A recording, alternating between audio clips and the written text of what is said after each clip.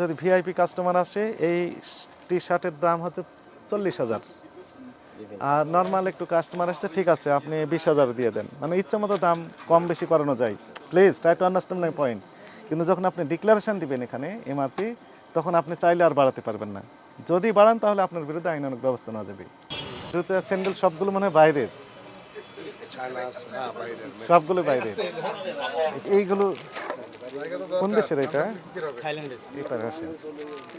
থাইল্যান্ডের না? মূল্য লিখে দেননি? বাদ দেওয়া আছে। ইম্পোর্টার কি নিজেরা ইম্পোর্ট করেন? কাগজপত্র আছে না? কই কাগজ? কত টাকাতে বিক্রি করে দিতে? উনি বলতে পারবে, সেলসম্যান উনি। আসেন। হ্যাঁ, এটা কেমন দাম? এটা আমরা বিক্রি করি 4,500। 4,500। এমআরপি লেখা নাই তো? এমআরপি লেখা নাই, আমরা তো বার্গেনিং করে বিক্রি করি।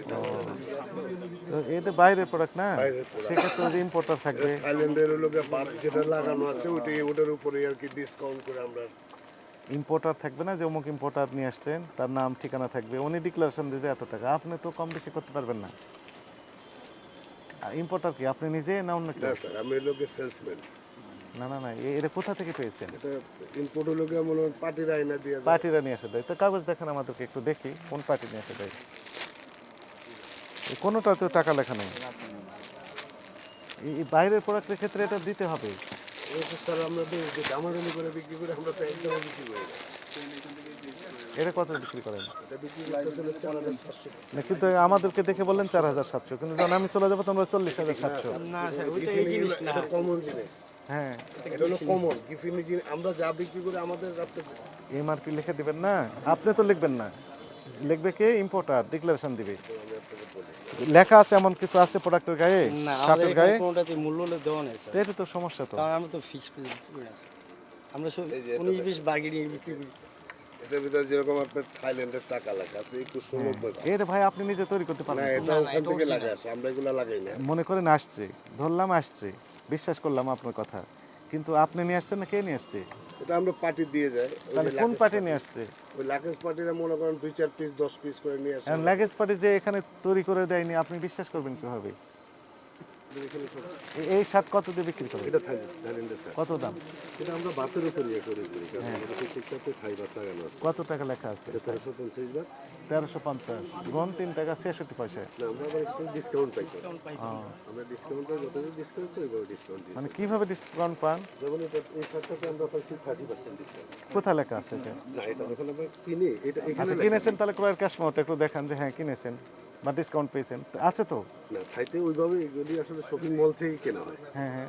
শপিং মল থেকে কখনো হোলসেল মেমো দেয় না। কিভাবে দেয় তারা? এটা জাস্ট টাকা দিলে এদের মলের একটা ছোট রিসিপ্ট ইয়া থাকে। সেটাই দেখতে এটা তো দেখান, ইয়েটা এইটা থাকে না। সেটাই মানে দেখান। ওই কোনটার ছোট কত রিসিপ্টটাতে লেখা আছে তো এত টাকা কি? না, এই ইয়েটা থাকে না, শুধু মলের টোটাল একটা অ্যামাউন্টের ইয়ে। ওইটাই দেখেন, যেমন এই যে মানে আপনি ওখান থেকে নিয়ে আসছেন ওই প্রবণটা দেখেন। এটা থেকে যেমন এই যে মনে করেন এই যে তাদের মলের কার্ড, এম কার্ড, হ্যাঁ, মলের কার্ড। জি জি, এই যে সেন্ট্রাল কার্ড, সেন্ট্রাল কার্ড। এগুলো কি আমাদের এগুলো কি দেশীয় কার্ড? না না, এগুলি থাইল্যান্ডের। আপনি নিজে গিয়ে নিয়ে আসেন ওখানে? জি, আমি নিজে purchase করি। নিজে নিয়ে আসেন? আচ্ছা, মনে করেন তাহলে আপনি তো ইম্পোর্টার। হ্যাঁ, আমরা আবার এগুলি ইয়ে করি, যারা আপনার ওই যে কার্গো আছে না, কার্গোতে দিয়ে দিলে আমরা ওইখানে এদেরকে পোষাই দিই, এরা আমাদেরকে এখানে পোষাই দেয়। বুঝতে পারছি। তো আপনি তো ইম্পোর্টার, আপনি তো ইম্পোর্টার। হ্যাঁ, আমরা ধরেন দেওয়ার পরে মোটামুটি যখন আমরা ডিসকাউন্ট, মানে আপনি পছন্দ করে অর্ডার দিয়ে আসেন, ওরা ওরা ওই যে আপনি ইম্পোর্টার। কার্গো থেকে আবার আমাদের তাহলে আপনার ইম্পোর্টারের তথ্য তো থাকতে হবে, আপনি ইম্পোর্ট করে এনেছেন, দাম সহ, বাংলাদেশের দাম সহ দিতে হবে, এটাই তো আইনে বলা।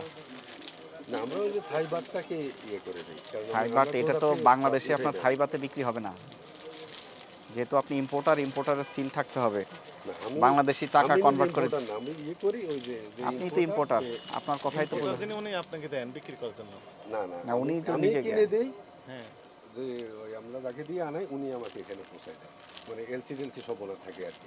যে এটা ইম্পোর্ট করবে ওনার তথ্য এখানে দিতে হবে, পূর্ণাঙ্গ তথ্য, এবং বাংলাদেশি এমআরপি, এটাই আইনের সুস্পষ্ট কথা। সেটা ইউএস ডলার হোক, থাই বাত হোক, ইন্ডিয়ান রুপি হোক, কনভার্ট হয়ে বাংলাদেশে কত টাকা হবে সেটা বসাতে হবে। আপনি কসমেটিক্সে দেখবেন এই বিষয়টা আছে। ইম্পোর্টারের সিল সহ।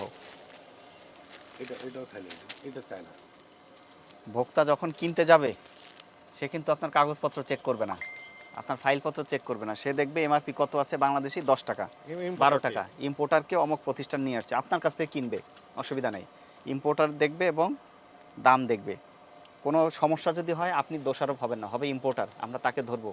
কিন্তু এখন কিন্তু কোনো ট্রেসিবিলিটি নাই। কি বুঝতে পেরেছেন?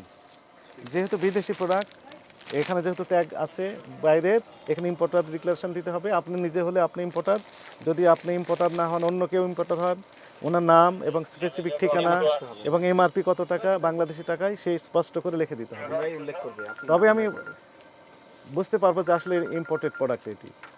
না, এটি বাংলাদেশি প্রোডাক্ট, আপনি ট্যাগ লেগে দিলেন made in China, made in Japan, made in Thailand. মানে আপনি তো ইম্পোর্টার।